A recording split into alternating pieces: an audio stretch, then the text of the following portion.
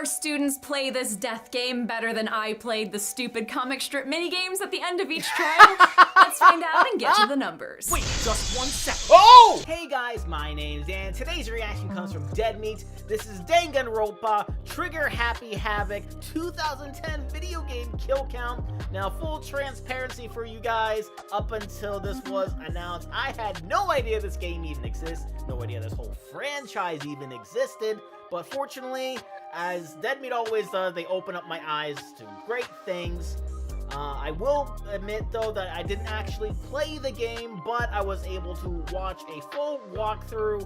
That was a very, very long one, so I spent a couple hours every single day sort of getting the gist of what's going on and finally seeing it all the way through. So I do apologize in advance if I misremember something happening or if I forget that something happens, because I tried to consume this as fast as I possibly could on over as short a period of time as I possibly could, so things are probably going to slip through the cracks a little bit, but I'm very excited to jump into this, very excited to see Chelsea hosting her first kill count in a while, which should be a lot of fun. But before we get into it though, please do check all of those links I have for you down in the description below, more specifically the Dead Meat link if you haven't already. It's a great way to support the Dead Meat team, and a great easy way to support me is by going right below this video, clicking all those buttons down there, because I would like to see future reactions that I do, but also helps my channel to grow. And without any further ado, let's go. Hey everybody, real fast before the Hello. kill count, we just want to remind you all that our new YouTube's figures are still available for pre-sale for 1 more week. Yes, they're on pre-sale until November 3rd at 3 p.m. Eastern, noon Pacific. Very nice. So go to youtube.com to get your cute little James and Chelsea ghost face. Yeah, do it while you can. Yeah. And in the meantime, enjoy this Danganronpa kill count courtesy of Chelsea. Woo! Wonder what she's gonna be looking like. Welcome to the kill count. Oh where we my tally up the god, victims look and at her! She's all decked out. She looks fantastic. all our favorite horror media. I'm Ultimate Host Chelsea Rebecca, and today we're looking at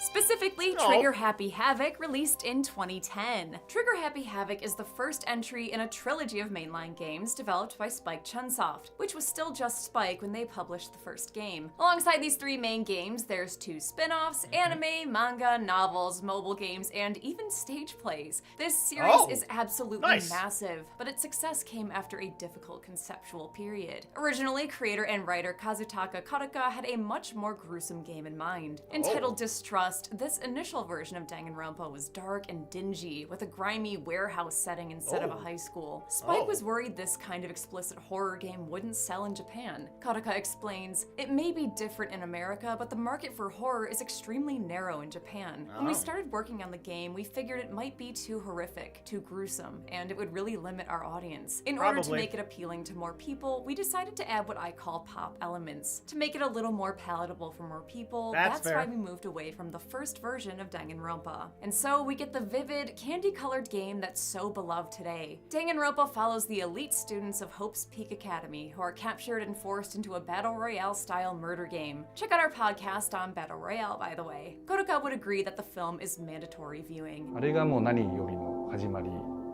だと思うし、世界的にもあれより前にあったんですかね。バトルロワイヤルが一番衝撃的でしたね。The addition of class trials turns this neon pink death game into a series of mysteries the player must solve. Part of Danganronpa's charm is its vast mix of influences. It's a big bombastic mashup of tropes and styles, combining elements from classic whodunits, slice-of-life animes, and cinematic inspirations like Saw and Cube. It's a melting pot of games as well. While Danganronpa is a visual novel, it also includes elements of shooters, dating games, rhythm games, and even Hangman. I know she stabbed him with a knife. But can you spell the word knife? There's so much, in fact, not all of it can make it into the kill count, which this channel says a lot, but I mean it this time. This was almost 25 hours of gameplay. We'll be leaving out countless clues, puzzles, backstories, each performance of Monokuma Theater. That's why I said I was probably gonna forget a few things, and somehow this kill count is 47 minutes long. Oh boy, I hope you guys brought your popcorn. And every single pervy side quest. Want to know what's behind this blur? Too bad. Wallow in your despair and play the game. Will this homeroom from hell drum up some... Oh. Hi, James. James? Sir? Sure. I'm sorry. I wasn't paying attention to where He's I was going. on his That's Switch. fine. Yeah, if you could just, you know. Yeah, just go. Oh yeah, I'm sorry. Sorry about that. You're not supposed to be here. It's not your. Wait! Oh. You're wearing my fragrance from today's sponsor, Scentbird. Oh! Objection! Nope, that's not the right game. No, it's not. That's can't believe you stole my definitely Scentbird. not. You don't understand. I had to. I can't remember This it now. Crazy Panda said that if I didn't successfully steal a bottle, he'd imprison me on the kill count set. Oh. Okay, fine. I just wanted to try it. I mean, you kept talking about how much you love this nectar to peach, with its notes of peach nectar and honeysuckle and coconut water. That's true. I love how it reminds me of those 2000s perfumes that pop stars would sell, you know? Not really. But you'll have to get your own. And with your Scentbird subscription, that'll be easy, since you get a new 30-day supply of your choosing every month, meaning you can get the scents you know you want to try and avoid ones you know aren't your style, like how I avoid heavier scents. Yeah, but I already have so many fragrances in my queue. Well, you can always grab extras on top of your monthly bottle. That's what I did so I can switch between the nectar and this Malayan tiger scent, which has notes of mandarin and I can't get jasmine, over that as well as wig, this man. Sous-le-Punk I can't get over it. It looks Mirbeau, so which good. has sandalwood, pink pepper, and cedar wood whenever I feel like it. I guess I can just wait for my next shipment. That sounds great, honey. Now right. get off my set. Yep. Be gone. Be gone. US and Canada viewers can grab their own bottle using coupon code MEAT55 for 55% off And at it just looks like Scentbird. meats. At just over $7 for your first month, you are practically stealing it. But not actually, to be clear. Will this homeroom from hell drum up some killer class participation? Let's find out and get to the kills. There's gonna be a lot going on here. The game begins with a two-faced teddy bear taunting his tied-up prey. He sends his captive rocketing up to the moon only for them to totally get boned by a crash landing. Well, that kind of killer cutscene is enough to earn you a title screen. We get a big anime intro to our very large cast of characters. This is the student body of Hope's Peak Academy, an elite high school in bustling Anytown, Japan. These kids are more than just well-rounded students. They're ultimates, prodigies who have become the very best at what they do, and all before they're even old enough to play the game they're starring in. This year's class includes students like Sayaka Maizono, the ultimate pop sensation, and Liam Kawada, the ultimate baseball star. There is, however, an exception to this rule. Meet Makoto Naegi, protagonist, point of view character, and thoroughly average dude. Unlike his classmates, he was chosen at random through a national lottery, and accepted into Hope's Peak as the ultimate lucky student. Naturally, he's feeling a little overwhelmed, but with the promise of success and fortune after graduation, Makoto steps inside. He's about 2 steps into the building before he shows off his true ultimate ability, just kind of blacking out in the middle of a scene. Yeah. He has the constitution of a consumptive Victorian child. Get used to this. Yep. Makoto comes to in an empty classroom with an ominous note. He makes his way over to the main hall where the rest of the students have already assembled. Everyone else seems to be just as confused as he is, having also similarly passed out. As the last one to arrive, Makoto introduces himself to the class, and there's a lot of them, so hang tight. Meet our 15 students. Class pet Taka is the ultimate narc for his dedication to school rules and regulations, while Toko Fukawa is the ultimate writing prodigy who's about as insecure as most writers are. What the heck? There's also ultimate programmer Chihiro, ultimate swimmer Hina, ultimate muscle mommy Sakura, and ultimate fashionista Junko, whose killer look I couldn't resist modeling today. Yeah,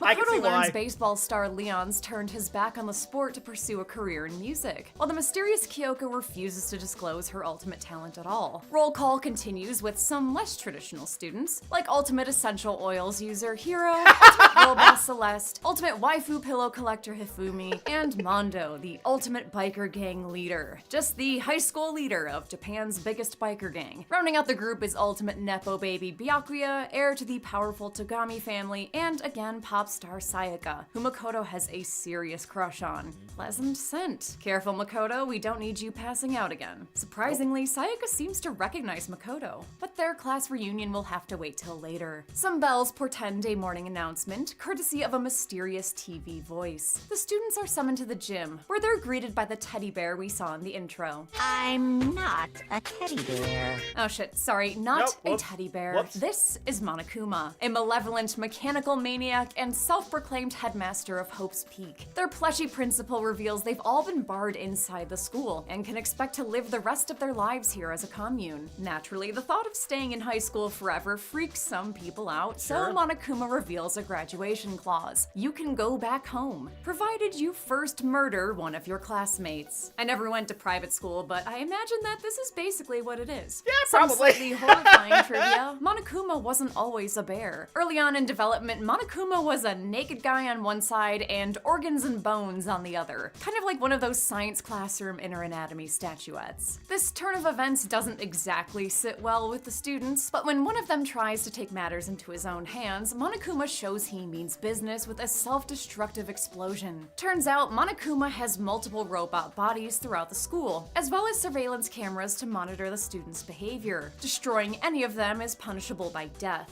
But Monokuma decides to let the kids off with a warning, distributing some student handbooks before leaving them to their thoughts. Tensions are running high, and apparently unsatisfied with almost having his arm exploded, Alpha Cyclist Mondo picks a fight with the equally abrasive one-percenter Byakuya. Makoto tries to break it up, but winds up breaking his face in the process and passing out again. He regains consciousness for the second time inside of a dorm room. I know the situation is rough, but hey, at least it looks like they all have private bathrooms. Makoto rom-com collides with Sayaka outside, who brings him to a class meeting in the dining hall. The other students share what they've discovered while he's been comatose. Everyone's assigned a personal dorm room, each with their own key and nameplate. Conveniently, the rooms are also completely soundproofed, which seems like a risky choice for a school of horny anime teens, but hey, I'm not the ultimate architect. The building appears to have upper floors, but the stairs have been barred shut, along with all the windows outside. Despite the renovations, a map the enigmatic Kyoko found implies that this is indeed Hope's Peak Academy, much to everyone's shock. To prevent the threat of bedtime bloodshed, Card Shark Celeste proposes a curfew, which everyone agrees to. Makoto spends the next couple of days getting to know his classmates, which mostly entails thirsting after Sayaka. She doesn't mind though. Sayaka was actually a middle school classmate of Makoto's, and she reveals she actually had a childhood crush on him.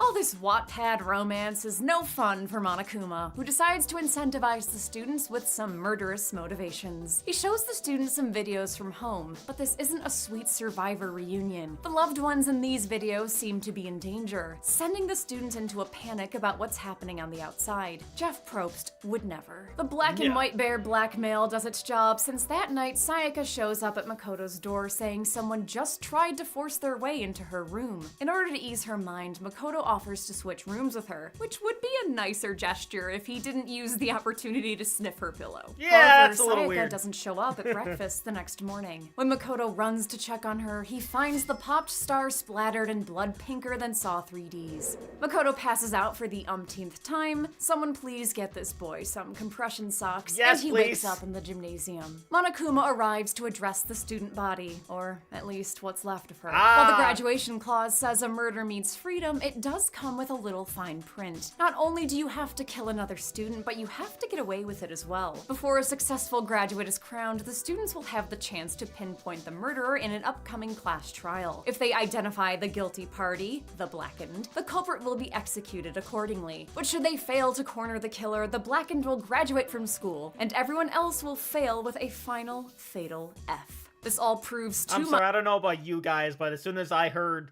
and read Blackened, I was just like, oh, great, and Metallica's now stuck in my head. Much for the fashion-forward Junko, who stomps on Monokuma with some stylish combat boots. Monokuma decides they totally clash with her look though, and responds by turning this cover girl into a very chic pincushion. Auf Wiedersehen, Junko. No time to process that lifelong trauma, however, since there's only so much time to study up for the class trial. Since Sayaka was killed in Makoto's room, he's quickly pinned as the prime suspect, meaning he'll have to work double time to clear his name. He starts at his bedroom where he notices several strange clues. The nameplate on the door has been swapped with Sayaka's, who also left behind a message in blood. The number's 11037. If you think you know who did it based on this one clue alone, congratulations, you absolutely absolutely do. This clue is much less obvious if your native language isn't English or if you've never been bored with a calculator before. Additionally, a kitchen knife is missing from the cafeteria. At the class trial, Makoto has to tell Phoenix right from wrong in a techno-rave shooting gallery style debate. That's the it's game. all That's very the game. overstimulating. The million-dollar question is how Sayaka's murderer got into the room, since Makoto should have the only key. The answer comes from Kyoko, who sleuthed out a note written by Sayaka asking someone to meet her. That, along with the swap nameplates, leads Kyoko to believe Sayaka invited her killer over herself. She wanted someone to come to the room she was in, and also hide the fact that it was Makoto's room. This discussion sparks both of Hina's brain cells to life, leading her to recall that it was Sayaka, not Makoto, who was in the kitchen when the knife went missing. Makoto arrives at the terrible truth that Sayaka had been trying to frame him for murder, and that she was ultimately killed in self-defense. But who was her unlucky victim? That answer comes from Sayaka's dying message, which Makoto realizes was written upside down. Rather than a series of numbers, it's actually a name, that of Ultimate Goatee Guy Leon. Our home plate homicider attempts to deny the accusation, but after a quick round of dance incrimination, he's ultimately voted as the murderer. As punishment for his crimes, Leon is pelted by practice balls until he's an angel in the outfield. I Major bummer like for that Makoto, reference. who goes back to his room to find all traces of his spring fling flushed away. Maybe he can distract himself by exploring the parts of the school Monokuma's unlocked. New areas include a pool, which gets ultimate swimmer Hina very excited, and a library, which is more Byakuya's speed because he has glasses. I'm trying to read, so if you could be quiet. There, the students find a letter that implies Hope's Peak closed down a year ago, as well as a broken laptop, both covered in dust. With the killing game seemingly at a ceasefire, the cast continue to build bonds with each other in ways that definitely won't come back to haunt them. Mondo takes computer whiz Chihiro under his arm and challenges hall monitor Taka to a dick measuring contest in the sauna. You can take off your uniform, you know? Go ahead. I won't judge. Letting off the steam is helpful since the two emerge as best bro friends. Monokuma is both antisocial and anti-brocial, which means it's time for a new murderous motive. This time it's a stack of secrets, which Monokuma threatens to publish unless another body hits the floor. There's someone inside your house of him. Makoto's secret is less bloodsheddy and more bedwetty, hardly worth killing over, but several students have more bastardy skeletons in their closets. Among them is Chihiro, who fails to show up to their morning meeting. The rest of the class eventually finds the programmer unplugged in the girls' locker room. Her blood has been used to leave a sloppy signature, which Byakuya identifies as the calling card of prolific serial killer Genocide Jack. Jack was thrown out earlier as the possible mastermind behind their abduction. However, Monokuma assures them Chihiro was killed by a classmate, which doesn't exactly rule out the legendary serial killer as the culprit. It just means that Genocide Jack might actually be one of them. Makoto quickly jumps into his investigation. He identifies the murder weapon, a nearby dumbbell, and observes the blood stain on a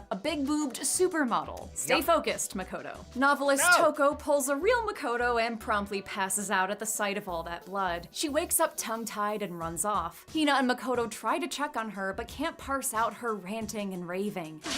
Won't let Genocide Jack have control! Unexpectedly, business boy Byakuya decides to help Makoto out by showing him a secret room in the library. This thing is a treasure trove of national secrets, including a police file on Genocide Jack that theorizes he has a split personality. At the class trial, Byakuya reveals the identity of their serial killer classmate. It's ultimate writing prodigy Toko, whose strange behavior has been a result of her hidden Mr. Hyde. Toko works herself into a dead faint, allowing her split personality to take the light. I'm the ultimate murderous fiend, Genocide Jack! Or better yet, let's go with Genocide Jill! However, upon reflecting on the police file, Makoto determines Genocide Jill wouldn't have killed Chihiro, since her past victims were all male. The people I kill with such passion and conviction are all adorable little men!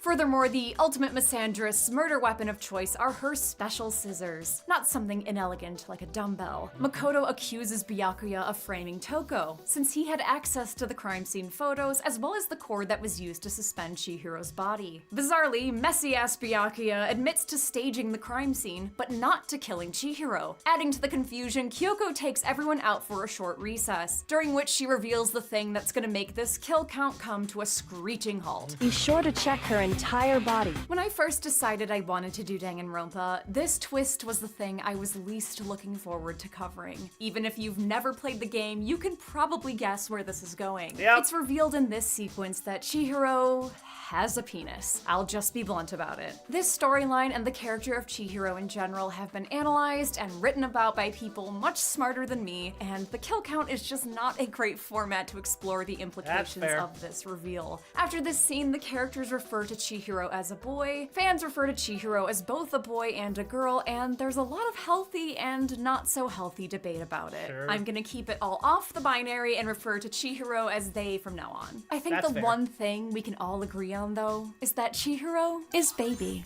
With everything out in the open, Makoto finally makes sense of this messy murder. Chihiro had been exercising at night to hide their true identity from the group. They were actually murdered in the boys' locker room before being moved, which is how that bloody boob poster ended up in the girls' room. The crime scene was then further altered by chaotic neutral Byakuya, who witnessed the whole thing go down. As the trial progresses, it becomes clear that whoever murdered Chihiro hid their gender by destroying their handbook with the sauna's steam. The only person who would have known how to do that is Mondo, who broke his own handbook while wearing his clothes during the sauna showdown with Taka. I mean, look at how shredded Taka is. Yep. I wouldn't want to be topless next to that either. Finding himself cornered, Mondo reveals he was motivated by his own secret. He accidentally got his brother killed while showboating during a motorcycle race. Whoops. Chihiro asked to be his workout buddy, since they felt uncomfortable in their masculinity due to severe lack of gains. Chihiro's strength in admitting their own secret humiliated Mondo, who envied Chihiro's honesty in the face of his own immense survivor's guilt. Unable to reconcile these feelings and terrified of having his secret exposed, Mondo's jealousy turned to rage, which in turn ended in homicide. Immediately regretting his actions, Mondo worked overtime to protect Chihiro's secret, moving their body and flipping the locker room furniture around, even at the risk of having his crime discovered. Mondo's punishment is the Cage of Death, a motorcycle stunt that circuitous flattens him into delicious, nutritious Mondo butter.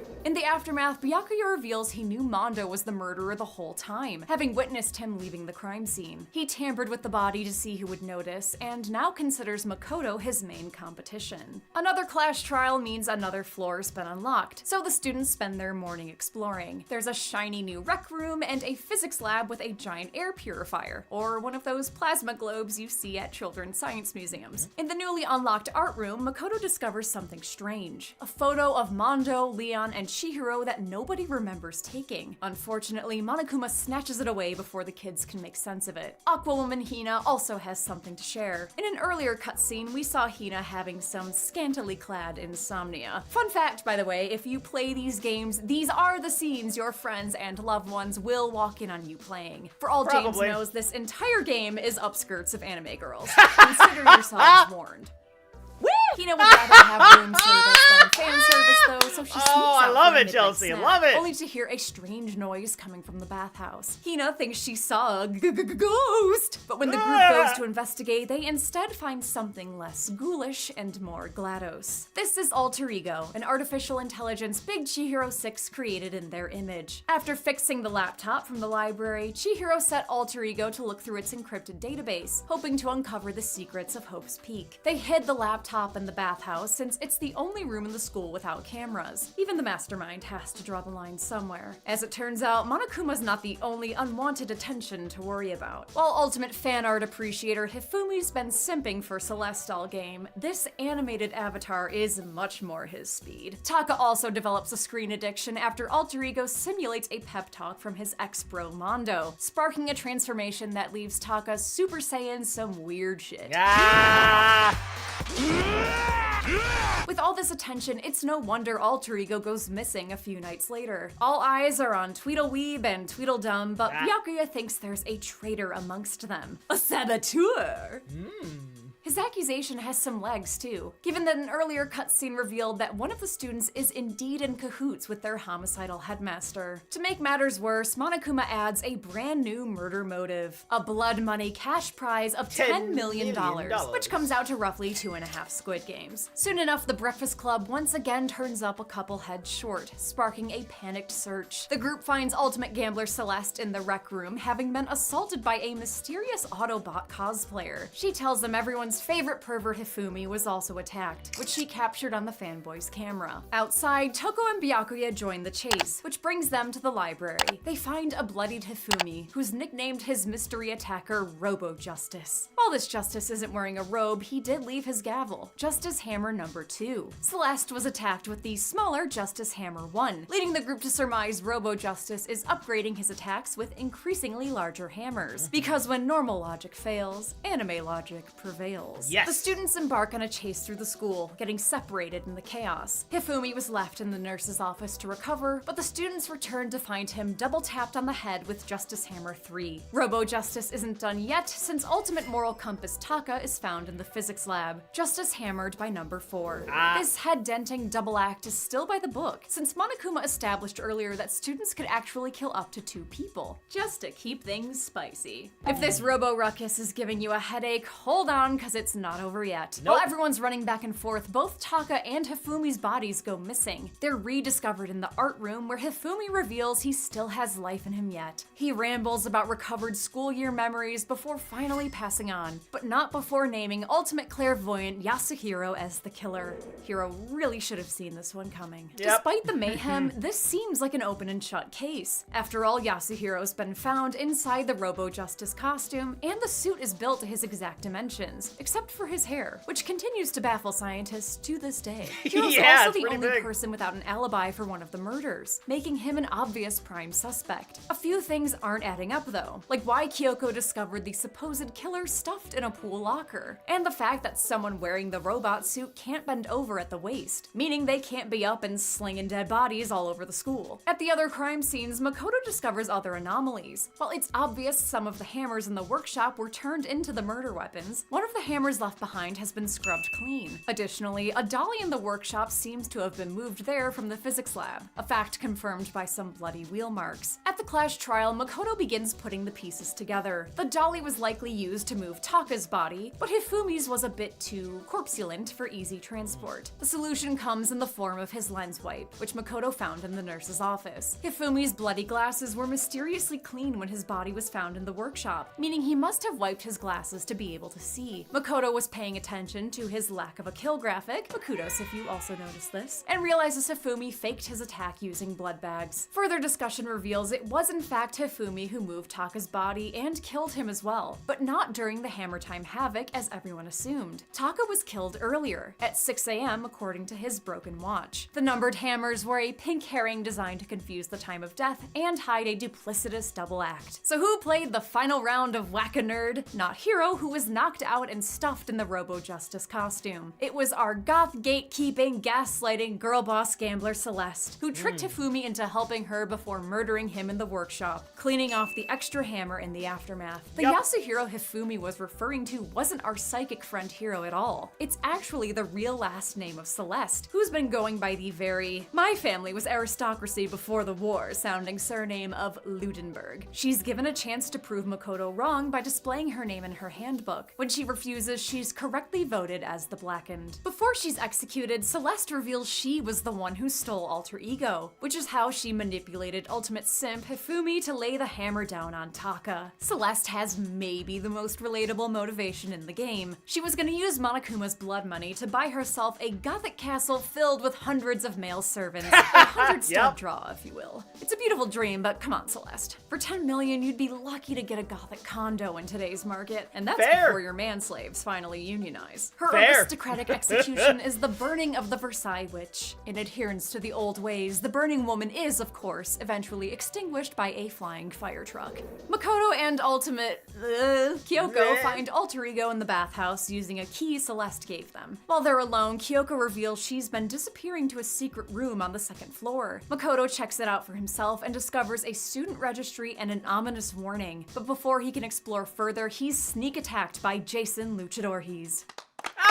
Makoto wakes up Luchadores! later to find the secret room gutted. As he wanders back to his dorm, he overhears a brawl in the gym. It's Monokuma, engaging in mortal combat with the aforementioned traitor, Sakura. Sakura is tired of taking orders, despite the headmaster's threats towards an unnamed hostage. Makoto can barely understand what he's seeing through the concussion camera filter, so he doesn't mention it to anyone the next day. Not even Kyoko, who's heard that Makoto is keeping secrets from her. Ma'am, your intro card in this game is just a bunch of fucking question marks. While Makoto is left wondering if he's the asshole, another floor of the school opens up. There's a data center and the headmaster's office, but both are locked. The students consider breaking them down, but Monokuma installs a game patch to forbid such a thing. Class athletes and girlfriends in my headcanon. Hina and Sakura are excited by a chem lab containing nutrient supplements, but next to all that protein powder is a shelf full of poison. I'm sure no one will touch the poison. Makoto also finds another mystery picture of Celeste, Hifumi, and Sayaka. It's dismissed as Photoshop fraud, but Monokuma insists he's not up to funny business. The students regroup with Alter Ego, who's made some shocking discoveries. The plot to entomb the students was not born of Mad God Monokuma, but the real headmaster of Hope's Peak, who's apparently still somewhere in the school. Kyoko has an emotional reaction to this news, and later grabs Makoto for a secret mission. After staging an argument as a diversion to distract Monokuma, Makoto stealthily hooks Alter Ego up to an Ethernet cable in the secret room Kyoko discovered previously. While Alter Ego becomes the Singularity, Monokuma has some shocking revelations of his own. The remaining students are gathered in the gym, where the headmaster cuts right to the chase and outs martial artist Sakura as his ace in the hellhole. While Hina stands by her workout buddy, their less swole peers aren't so understanding. The class warfare escalates until Hina gets caught in the crossfire, almost getting scissored by Genocide Jill. Wait, the attack makes Sakura furious, and she challenges everyone And that's also a wrestling reference, but I'm not sure she knew that she made. to face her directly if they've got a problem. As you can imagine, this offer from a 200-pound martial arts champion doesn't get many takers. Or so it seems, until Hina later finds Sakura lounging a little too hard in the rec room. The door is barricaded by a chair, but Makoto breaks the window and knocks it away. Unfortunately, Sakura's already dead, having seemingly been bested by an unknown assailant. A devastated Hina leaves to get the others, and soon everyone's locked onto this locked room mystery. Early investigation reveals Sakura's taken 2 blows to the head, and Makoto finds some broken bottles nearby. Hina reveals Sakura asked to meet with Toko, Hiro, and Byakuya to clear the air, leading the ultimate swimmer to suspect one of them is the killer. At the crime scene, Makoto finds some yellow powder on Sakura's shoe that matches a spill in the chem lab. The residue of a protein shake? Or perhaps poison? At the class trial, Makoto explains the 2 blows by proving both Hiro and Toko had attacked Sakura when they went to meet with her. Hiro due to an error in judgment. As soon as I heard that, I just knew.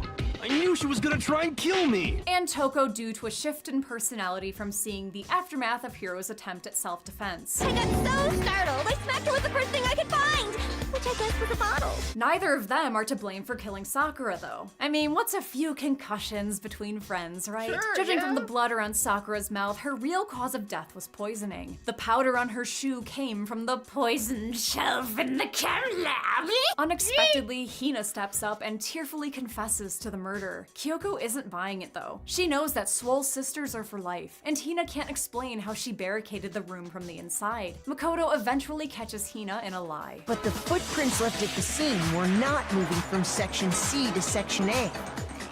That contradicts what you just said. He pieces together that Sakura's killer was actually Sakura herself, having barricaded the door from inside the room before drinking the poison. Hina reveals Sakura gave her a goodbye letter, blaming the ultimate martial artist's death on the class's callousness. Hina purposely threw off the investigation in order to get everyone executed.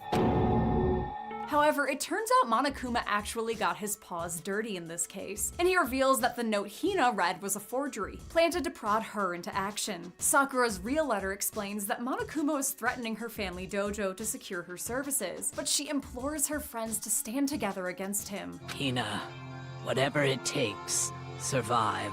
Survive along with everyone else. She died as she lived, an absolute champ. Her final call for solidarity unites the students against their headmaster. Not quite how Monokuma wanted this to go, but he gets things back on track with an execution. Trying to execute Sakura for her own suicide would be hard, not to mention a bit gauche. So instead he makes things work with an electric guest. It's Alter Ego, who's punished for their naughty networking with a bit of constructive overkill. Is Alter Ego sentient enough to go on the kill count? Well, I know James counted androids and the alien kill counts, and they're basically AI, so yeah. Let's go ahead and put Alter Ego on the count. The surviving 6 students gain access to the 5th and final floor of Hope's Peak, which contains a large greenhouse and a dojo absolutely lousy with cherry blossoms. There's a biolab / WWE viewing room, though it's kept under lock and key, and a classroom that's been painted red by some unknown event. Byakuya theorizes this mess is what's left of the students of Hope's Peak, and is why the school shut down a year ago. In an unexpected bout of helpfulness, Toko's found a clue of her own.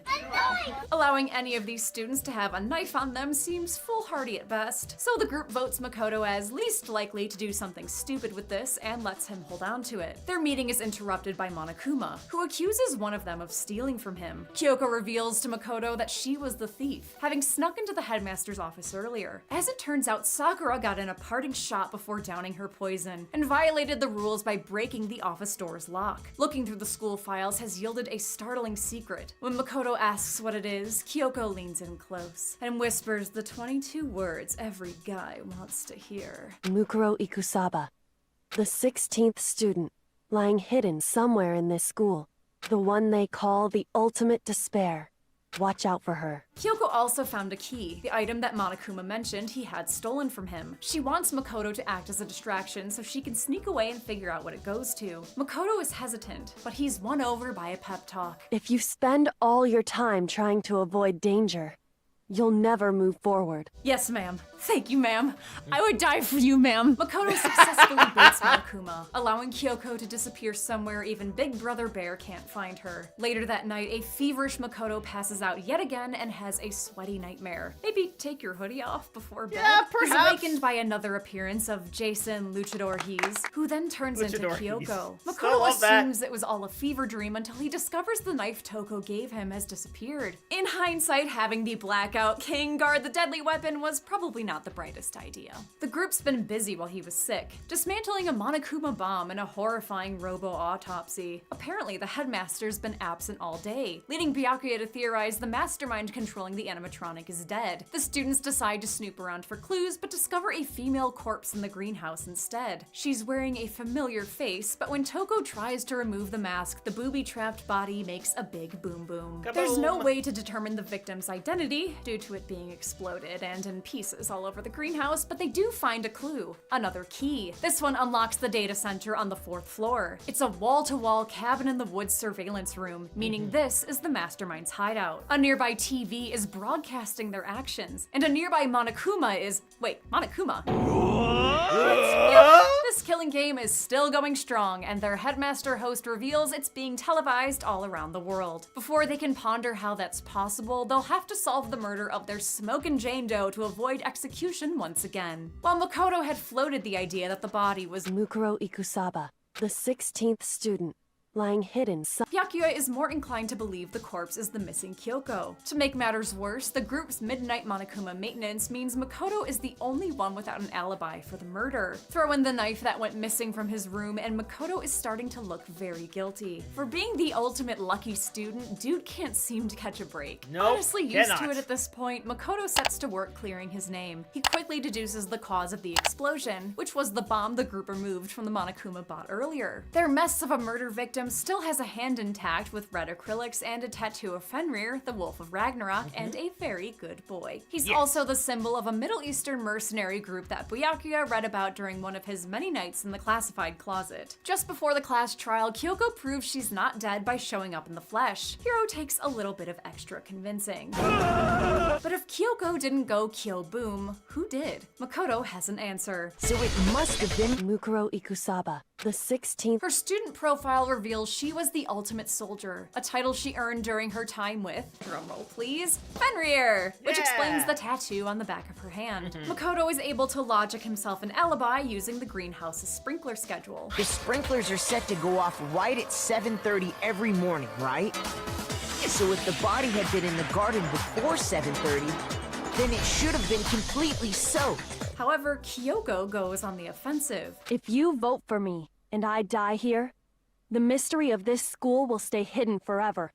Which is why I can't let that happen. She throws Makoto under the bus and back into the suspect pool. And when Monokuma abruptly ends the trial, Makoto ends up voted as the guilty party. With a parting apology from Kyoko, I don't expect you to forgive me. Makoto is sent up for a heart and body-pounding execution. However, he's saved at the last minute by a literal deus ex machina, its alter ego, who has just enough juice to save Makoto from the class compactor. Guess I was a little early counting that kill, but whatever. Spared his punishment, Makoto pulls a Veruca assault and tumbles down the school's garbage chute. Later, Kyoko jumps down to join him and finally opens up about her mysterious origins. Kyoko's memory was wiped when she came to the school, causing her to forget who she was or why she was there. Her investigation has jogged her memory, causing her to remember she's the ultimate detective, part of a long line of sleuthing royalty. She had come to Hope's Peak to confront her estranged father, who is actually the missing headmaster. He'd abandoned both her and the family business to pursue the lucrative lifestyle of a teacher. Kyoko goes on to hypothesize that the class trial was meant to get her executed, since Monokuma isn't exactly thrilled about the ultimate detective unraveling all his hard work. Always a stickler for rules though, he can't kill her without making sure the murder follows school regulations. The victim in this case was originally supposed to be Makoto, but Kyoko fought off his masked assailant, leading them to be killed instead. Kyoko still has her ultimate hall pass device, so she busts them out of the trash compactor and into a truly unfortunate camera angle. I'm not mad, Danganronpa.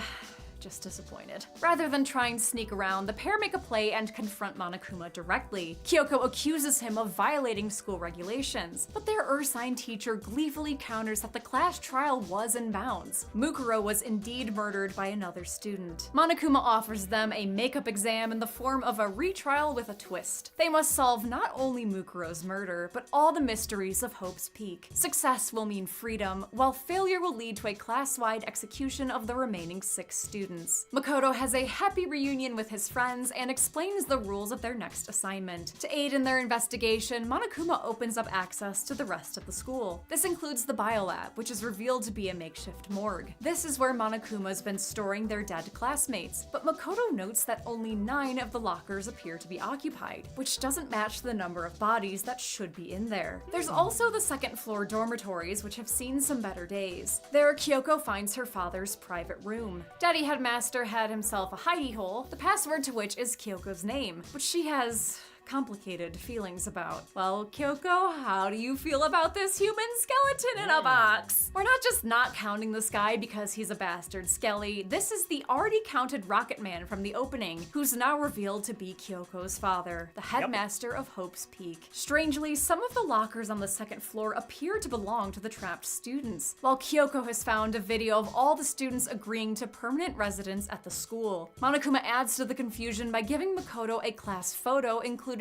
everyone except for him. Paranoia is in the air at the class trial, which Makoto deduces is because Monokuma gave everyone a class photo they were individually absent from. But just because the pictures are being used for evil doesn't mean they're fake. Instead, Makoto thinks they've been struck with a case of group amnesia, a theory backed up by the videos and the lockers upstairs. Monokuma confirms he's been doing some brain burgling, but refuses to disclose more info until they guess his name like a damn Rumpelstiltskin. While Mukuro's medical file confirms she was the latest victim, Makoto's still sniffing some bullshit. Makoto's something of a kill counter himself and realizes the morgue's body count is 1 short. 10 of the lights should have been on.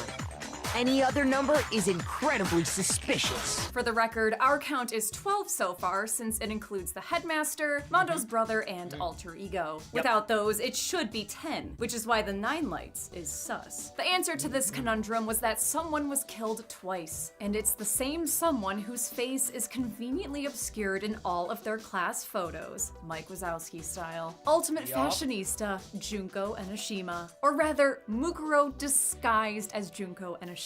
If you were paying attention, you may have noticed yet another absent kill graphic. Junko and Mukuro have been swapped from the very beginning, although Makoto actually noticed the difference earlier. Come on. That means the real Junko is still alive and is the mastermind behind this entire game, the ultimate despair. Junko reintroduces herself with a royal entrance. We have been waiting so very long for peasants like you to appear. Her Majesty has an entire roll call of voices she can't keep straight. Oh. Did you think I was being serious? She explains that Mukuro was her older twin sister. And together, we were the Despair Sisters, aka the Ultimate Despair! These nihilist annihilators have a dark agenda of despair. So hardcore. Like, they're really into it. Super despair. Junko essentially killed her sister because she was bored. Junko reveals that the students haven't been at the school for a couple weeks like they believed, but 2 years. She's wiped their memories of not only their time together, but of the event known as the tragedy, which caused Hope's Peak to shut down. Junko's army of Monokuma-pilled emos have remade the world in their sick, twisted image, and this whole ordeal has been pessimistic propaganda for the surviving masses. Even Byakuya's previously powerful family name means absolutely nothing in this brave new world. The students were originally sealed into the school for protection, but the headmaster's plan was hijacked by Junko and Mukuro. Makoto casts doubt on the authenticity of this apocalypse, so Junko decides to make her captives a deal. If they vote to execute her, they'll have to fend for themselves in the toxic wasteland outside. However, if they vote to execute Makoto, they'll be allowed to stay in the school, which is stocked with food, water, and the air purifier, which she claims has been giving them the only clean air on the planet. The final debate returns to where it all started, our plucky, lucky Makoto versus the world. One by one, he uses heaping helpings of hope to convince his classmates to take their chances with the post-apocalypse, rather than hiding in high school hell. Junko's plan is foiled, and she's voted in as the final blackened of the game. The loss fills Junko with despair. Well, that's just totally the best! Turns out, she's into that. Maybe a little too into that. Junko happily heads into a mashup of all the executions, ending with the smash-up that should have killed Makoto. With the mastermind dead, the surviving students head into the main hall to graduate. After a final exchange of friendship vows, Makoto opens the vault doors to an unknown future, and the game ends with Monokuma coming back for one last scare. Did our students play this death game better than I played the stupid comic strip minigames at the end of each trial? Let's find out and get to the numbers. Wait, just 1 second. Oh! James? You put alter ego on the kill count. Oh. Well, yeah, they're an AI like the androids in Alien. Yeah. Like Ash and Bishop. They went on the kill count because they're humanoid. Alter ego is just a stupid laptop. Wow, okay, first of all, that's not nice. Second of all, Very no, rude. I'd have to redo so much shit. You could have looked at this script a week ago. It was already done. Yes. I'd have to redo graphics. I'd have to shoot, I don't know, maybe hours to just redo everything. We already have a cut of the episode. James, what the hell? It's my episode, and I don't really care that much. No one will notice. It's fine, we're gonna fudge it. Sorry, everyone. Yeah, Well, I'm okay if with you're that. not gonna listen to reason... Uh-oh. Uh-oh. Oh no! Oh no! I need all the Chelsea! graphics. Why didn't you say something last week? No way! You've never even played this game. I love this! So Don't good. talk about alter ego like that. Who cares? This should do it. Oh no, Chelsea! Babe, if you put alter ego on the kill count, it's what all the comments are going to be about. Yeah, that's fair. Uh-huh. All right. Good set. Yeah, it's nice. 12 people died in Danganronpa Trigger Happy Havoc. The victims consisted of 6 men, 5 women, and 1 Chihiro, who's whoever they want to be. And it does not include alter ego. Happy husband, happy kill count, I guess. That leaves us with this cafeteria pie chart. And since playtime will differ depending on how long you spend figuring stuff out, those are all the stats I have for you today. I'll give the golden chainsaw for coolest kill to Celeste, since it feels like cheating to pick Junko. I love the overhead imagery of the flames around her, followed by the very funny visual gag of the fire truck being what ultimately kills her. And Fireman Monokuma is just super cute. Dull machete for lamest kill will go to Daya, who was unable to shine on thanks to a traffic accident. It's a fine kill, I guess, but it happened in a flashback and without as much flair as all the murders and executions. And that's it! Danganronpa Trigger Happy Havoc was released in 2010 and followed by 2 sequels, which I'll maybe somehow be allowed to do someday. Until next time, I'm Chelsea Rebecca. This has been The Kill Count. Thanks for watching. Alright, so I really wonder if they're gonna dive, or she's gonna dive into more of these games, and even dive into a game like Doki Doki Literature Club, which is a visual novel, but there's like so many twists there that they could dive into. Certainly they would have to like censor a whole lot, especially for one particular scene in general, because, you know, if you play the game, you understand what the scene is. I don't need to talk about it. Everybody who's played the game knows about that particular scene. But I'm getting too far off track with this. This game was a lot of fun to watch. Watching like the sort of like the being the detective part, the trial part thrown into it, and of course it being set in a school, which is like, okay, I mean, that's kind of like an anime trope, right? Like there are so many, and I mean so many different animes that have a school as a setting for at least some of it, if not all of it, depending on whichever anime you're watching. So I certainly understand the need to do that, especially with what the type of stuff that Japan is normally used to. You throw something like that in there, and it's something that they're like I said, that they're all used to. That's something they can all sort of recognize and get behind. And then there's the voice acting, which was phenomenal. The music, I was just jamming out to as I was listening to it. It was just so damn good. It made the experience that much more fun, and a lot of twists and turns along the way, and thus ended off with the fantastic ending that it had. Again, very excited to see if she goes into further games within this universe. Whether we see Doki Doki Literature Club or other games like that in the future, I certainly got my fingers crossed for that. So that will do it for me here. Comment down below, let me know, what did you think about this game? Please leave a like if you enjoyed. Please check all those links down in the description below. And lastly, and most importantly, I want to give a huge shout out to all of my $5 and up supporters on Patreon: Cruising, Wolverine 310, Jordan Bird, Kester Cronage, Amber K, Raymond Bright, Chris Curtis, Haley Machinardi, Ann Perry, Larka, Fox Cacophony, Leo Harris, Morgan Page, and brand new Patreon supporter, Anina Silva. Thank you guys so much, and I will see you guys next time.